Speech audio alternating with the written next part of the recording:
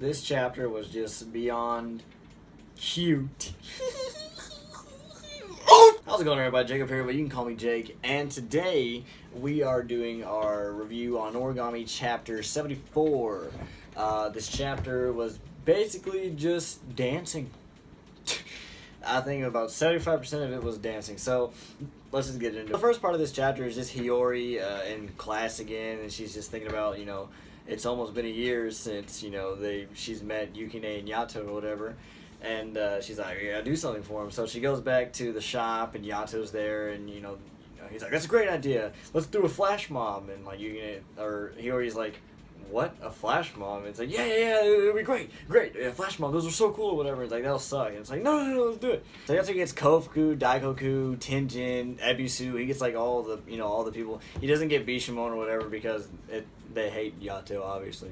But he gets all of them. He even gets freaking Takamakazuchi and he gets both of them to go.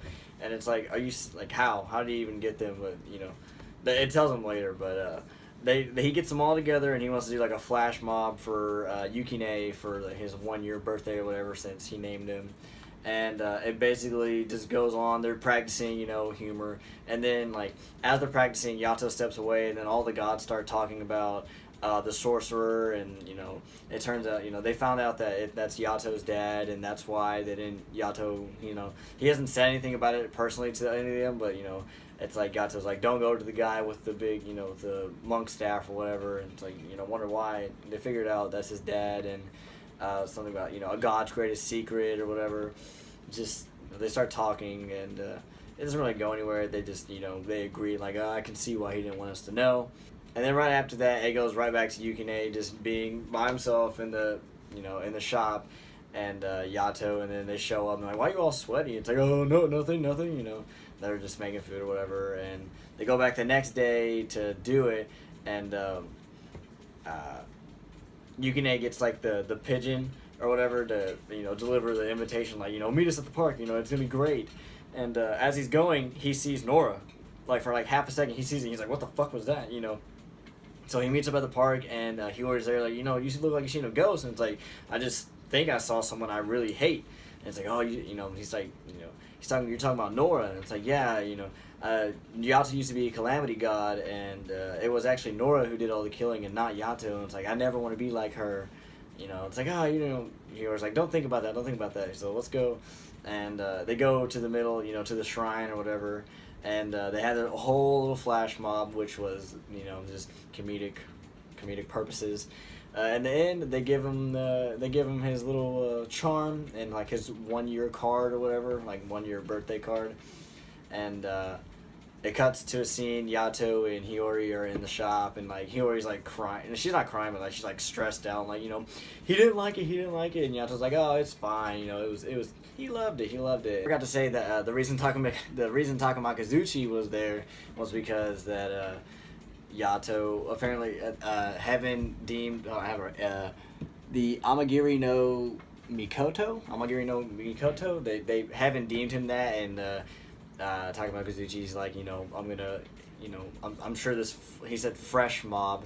I'm sure this fresh mob is Yato's hidden source of power. I'm gonna figure it out. So that's the reason he was there. But anyway, we cut to Yukine, and he's on a park bench. He's like crying because, I guess tears of joy or whatever, because it's been a year since Yato named him. He's like crying. He's like, if it wasn't for Yato or Hiyori, would I have been able to laugh like this as I am now or whatever?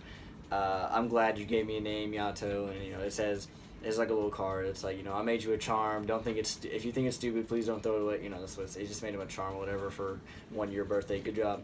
And he's sitting there, and I guess he just doesn't realize it, but like he doesn't realize he's talking to somebody, but he's like, I really love Yato. And then you hear a voice, and it's like, you love Yato? And he's like, yeah. And it's like, I love him too.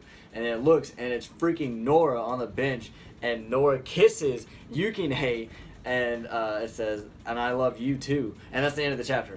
And I'm just sitting there like, what the fuck just happened? Like, Nora kissed Yuki, like, what's about to happen? Like, this is not real. Like, or I say it's not real. I mean, this is staged. There's no way Nora just goes up to Yukine and is like, hey, you're pretty cute. That's not gonna happen. I'm pretty sure this is all a plan by Yato's dad. you know, it's probably like, hey, you know, we got to get to Yato somehow, you know, because he loves fucking with him. So it's like we gotta get to him, you know. Go make his Halfori fall in love with him, or fall in love with you. I guess that's what she's doing there. Like, she doesn't really love Yukine. She's just trying to get close to Yato, trying to fuck with Yato. That's my thoughts on it, but I mean, that's like the main thing that happened in this chapter, other than the gods talking about Yato and his dad or whatever. But like, you know, the rest was a flash mob, and then that ending was like, what the fuck? It was like a hardcore what the fuck ending.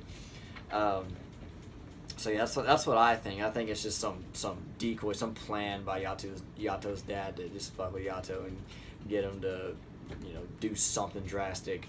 So yeah, tell me your guys' thoughts below in the comments, and if you like what I had to say, if you were, you know, whatever, leave a like, and consider subscribing for more content, and I'll see everybody in the next one. Thanks for watching.